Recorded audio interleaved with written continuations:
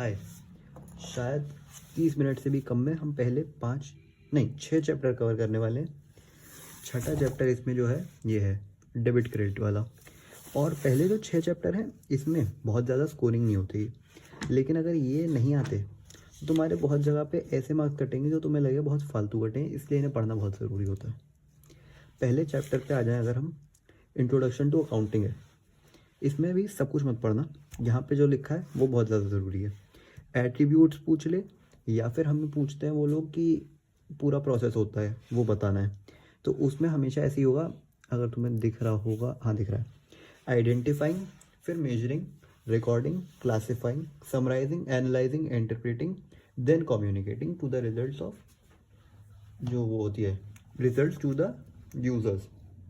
इसमें ये चीज़ को सिस्टम भी यही है। सबसे पहले हम ट्रांजैक्शन को आइडेंटिफाई करते हैं, फिर मेजर करते हैं, फिर उसे रिकॉर्ड करते हैं। हमने अब तक जितना सीखा है हमने रिकॉर्ड तक सीख लिया है, मतलब हमारी इस किताब में 11th की जो है ना। उसके बाद ऑब्जेक्टिव्स हम क्यों करते हैं इन पे बात करनी बहुत ज़रूरी नहीं है, ये तुम खुद पढ़ सकते हो। लिमिटेशंस पे आ जाओ सीधा, ये तुम पढ़ लेना, मैं मान के चल रहा हूँ तुम ये पढ़ लोगे। लिमिटेशंस होती है कि फुली एग्जैक्ट नहीं होता, हमेशा इन्फॉर्मेशन जो होती है वो ट्रू नहीं होती, अनरियलिस्टिक इन्फॉर्मेशन होती है।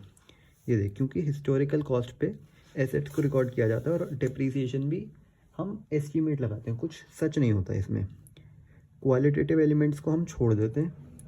प्राइस लेवल चेंज होने की वजह से क्या इनकम्स पे चेंज आता है ये सब हम छोड़ देते हैं, समझाने की ज़रूरत नहीं है, लिख देना। और विंडो ड्रेसिंग यानी कि बनावटें,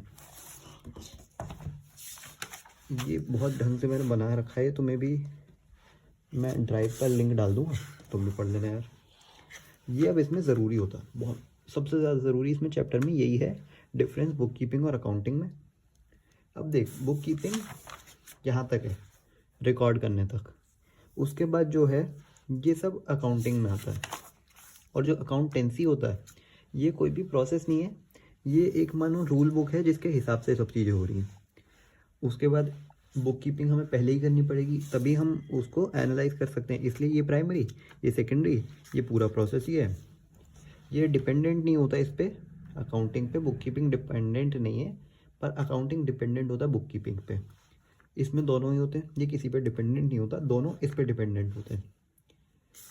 ठीक है, दूसरा चैप्टर जो है, देख भाई इसको मैं समझाऊंगा समझने जैसा इसमें कुछ है नहीं, लेकिन तुम जब पढ़ोगे यही है ना,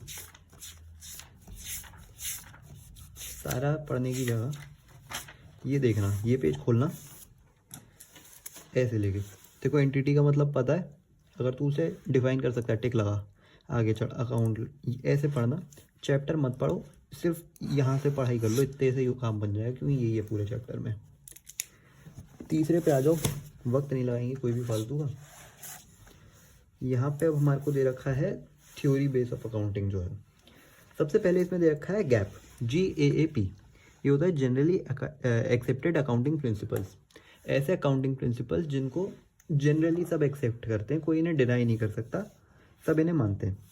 हिंदुस्तान में अगर इनकी बात की जाए तो ये ICAI जो होता है, चार्टर्ड अकाउंटेंट्स ऑफ इंडिया वाला जो इंस्टीट्यूट है अपना, वही लोग इशू कर रहे हैं, मतलब इंस्टीट्यूट नहीं, इंस्टीट्यूशन बोल लो, हाँ वो करते हैं। सिर्फ ये इतना ही है।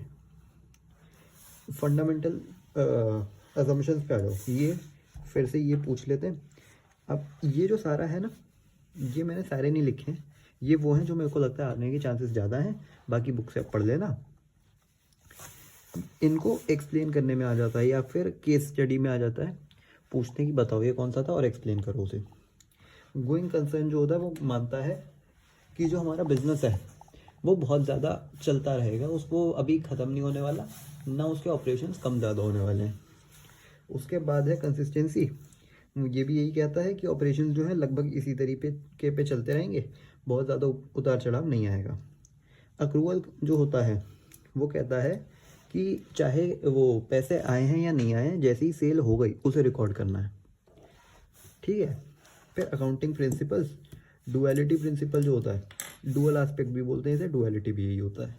ये बोलता है कि भाई हर डेबिट के लिए एक क्रेडिट होगा, ऐसे ही बेकार था।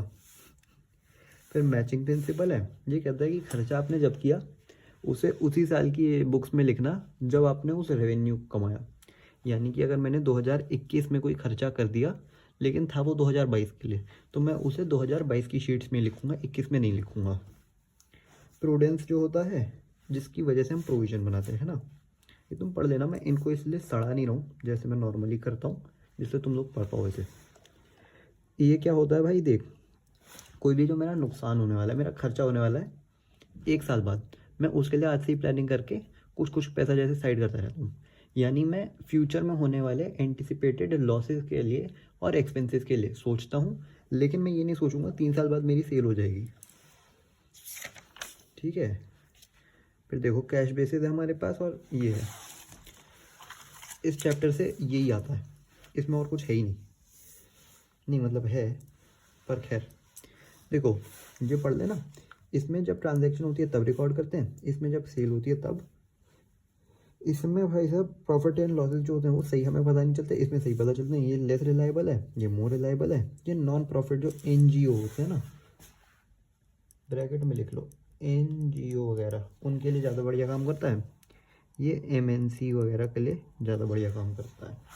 ठीक है, उसके नीचे भी ये देखो, ये वाले क्वेश्चन जो होते हैं पेपर में दिख जाते हैं, ये भी इस चैप्टर से वो आपको दे देगा पूरी कहानी सी कि ये सब है, इतने पैसे खर्चे किए, यहाँ पे इतने कमाए, इससे इतना पैसा आया, इसको इतने की सेल हुई।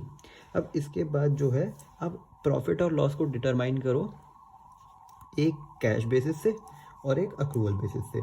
इसको मैं यहाँ नहीं कर रहा क्योंकि ये तुम खुद कर सकते हो, बहुत सिंपल सा है। इसको देख लेना भाई, कम से कम 2 इलस्ट्रेशन कर लेना इसकी। ये क्या हो गया, छोड़ो हमें क्या। इसके बाद देखो हाँ तो देखो इसके बाद अकाउंटिंग इक्वेशन है। पूरे चैप्टर में बहुत ज़्यादा कुछ भी नहीं है, लेकिन प्रैक्टिस बहुत ज़्यादा लगेगी। इसमें सिर्फ एक ही चीज़ है, asset equals to liability plus capital. इसके इलस्ट्रेशन कर ही लेना क्योंकि इस चैप्टर में और कुछ भी नहीं है। करके मैं तुम्हें दिखाऊंगा नहीं, क्योंकि इस वीडियो को मेरे को बस करना है कि कम से कम समय में ज़्यादा से ज़्यादा 6 चैप्टर इनको मैं ख़त्म कर पाऊँ। फिर भी खैर देखो, इसने जब 1 लाख रुपए कैश सेल की, हम सीधा इसे उठा के यहाँ ले आएंगे 1 लाख कैपिटल में। अब इसके पास जो कैश है ना वो भी तो आ गया बिजनेस में, 1 लाख कैश आ गया, एक ही आ गया।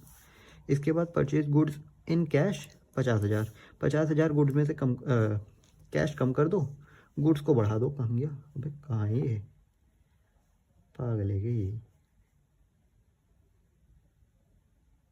क्या खरीदा इसने ये।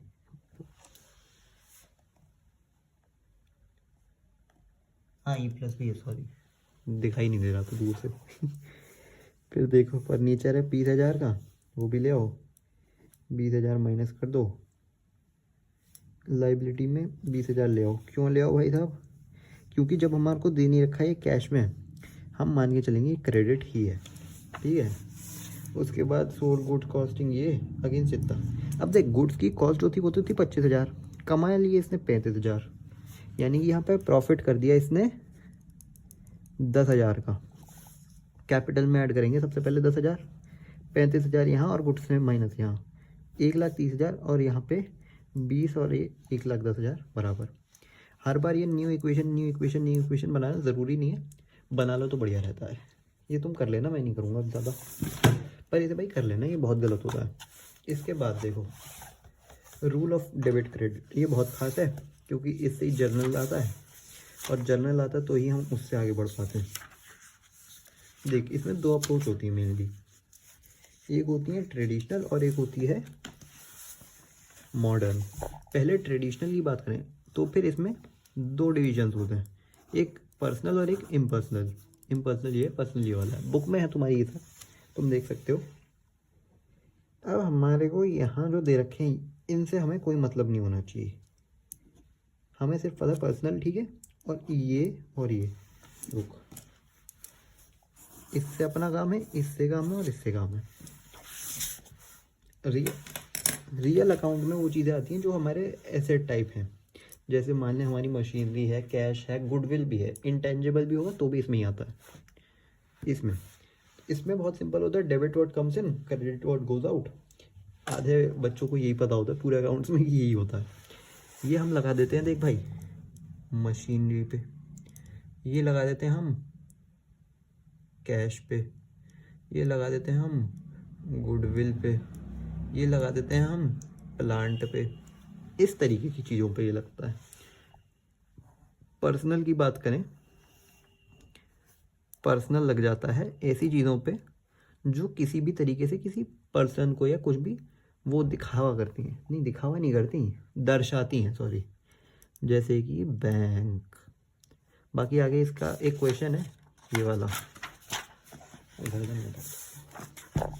ये देखो यहाँ तुम देख लेना, जैसे ड्राइंग्स है, ये है आउटस्टैंडिंग सैलरी है, अक्रूड इंटरेस्ट है, ये सब पर्सनल में आ जाता है। ठीक है, इसका होता है debit receiver, credit the giver, और हम ये रिसीवर और गिवर जो डिसाइड करते हैं वो होता है बिजनेस के पॉइंट ऑफ व्यू से। अब आता है नॉमिनल पे आ जाए। नॉमिनल क्या होता है? अरे भाई साहब, ये आते हैं हमारे खर्चे और कमाई वगैरह पे, इसलिए इसे रेवेन्यू एंड एक्सपेंस अकाउंट भी कह देते हैं।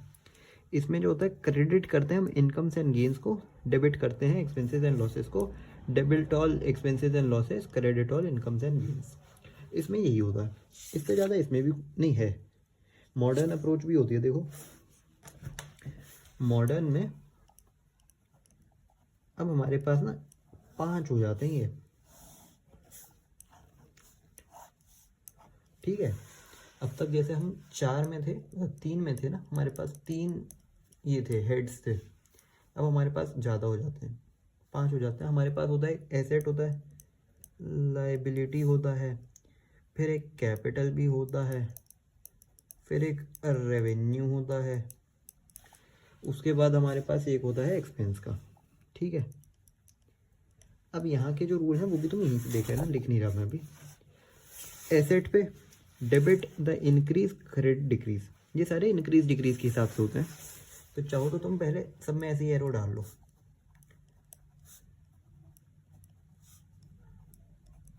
अब सिर्फ ये देखना, जब कुछ बढ़ता है तो क्या होता है, जब कुछ घटता है तो क्या होता है। मैं कहूँगा ये तुम किताब से देखते देखते मेरे साथ अपने पास भी लिख के करना। देख, एसेट अकाउंट में ये कहता है debit the increase, credit the decrease, यानी कि डेबिट इंक्रीज करा, क्रेडिट किया इंक्रीज। तुम देखोगे दोनों अप्रोच में से ये दोनों हमेशा सही होते हैं। डेबिट व्हाट कम्स इन, जिससे ये बढ़ा उससे ज़्यादा, जब कम हो रहा है तो क्रेडिट। लाइबिलिटी पे आ जाए, लाइबिलिटी पे होता है जब गिरता है तब होता है डेबिट, जब बढ़ता है तो हो जाता है क्रेडिट। इसको भी तुम देख सकते हो, कैपिटल जो होती है ना एक तरीके से बिजनेस की, वो भी ये लाइबिलिटी होती है। तो जब वो बढ़ती है,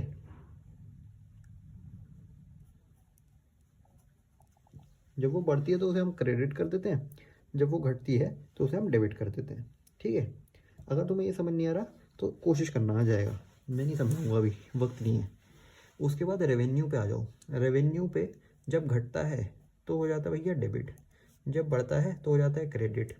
अब इसे यहाँ पे देख, डेबिट ऑल इनकम एंड पे क्या बोल रहा हूँ मैं, एक्सपेंसेस जब बढ़ते हैं तो डेबिट, घटते हैं तो क्रेडिट। एक बार देख लो, यहाँ पे भी दे रखा होगा, है ना। जब हमारी इनकम होती है तो क्रेडिट, कम नहीं होती है, लॉस होता है तो डेबिट। बस मोटा मोटा चैप्टर में यही है। इसके क्वेश्चन कर लेना, तुम्हें ये समझ आ जाना चाहिए, पढ़ के ये सारे क्वेश्चन करके तुम्हें आएगा कि कौन सा अकाउंट कौन सा होता है, और कुछ भी नहीं है। देखो मैं तुम्हें फालतू में नहीं चिपकाऊंगा, इतना ही था ये करना, लेकिन क्वेश्चन सबके एटलीस्ट कर लेना जितने मैंने बोले हैं। इसके भी कर लेना यार 2-3, उससे में ही हो जाएगा। सबसे ज़्यादा खास इसमें ये था अकाउंटिंग इक्वेशन, इसमें ये तो तुम कर ही लोगे यार, तब तो समझ आ जाएगा। इसके भी 2 कर लेना। उसके बाद ये अकाउंटिंग प्रिंसिपल जो है एटलीस्ट सारे पढ़ लेना, जिससे तुम समझा पाओ। बेसिक टर्म्स लगभग 30 या 35 हैं, सारी पढ़ लेना। समझाने के हिसाब से रुको मैं देख देता हूँ, कुछ ही होती हैं जो तुम्हें समझानी पड़ेंगी, नहीं तो बाकी चल जाती हैं, उन्हें तुम खास कर लेना। ये भी देख भाई, ये हो गई एसेट सारे, ठीक है। उसके बाद ये जो होते हैं डेटर और क्रेडिटर, उसके बाद रीबेट होता है, सॉल्वेंट होता है, नहीं, बैड डेट्स होता है, डेप्रिसिएशन होता है, प्रोप्राइटर कभी कभी होता है, बहुत कभी कभी, और लाइबिलिटीज़ के वो, ये सारी लाइबिलिटी जो होती हैं मेनली, ये तो सबसे ज़्यादा खास है, ये फिर थोड़ा थोड़ा प्रोप्राइटर, डेप्रिसिएशन, बैड डेट, बस ये कर लेना इतना ज़रूरी था। इसके बाद से अगले चैप्टरों पे आएंगे और उन्हें भी ख़त्म कर देंगे।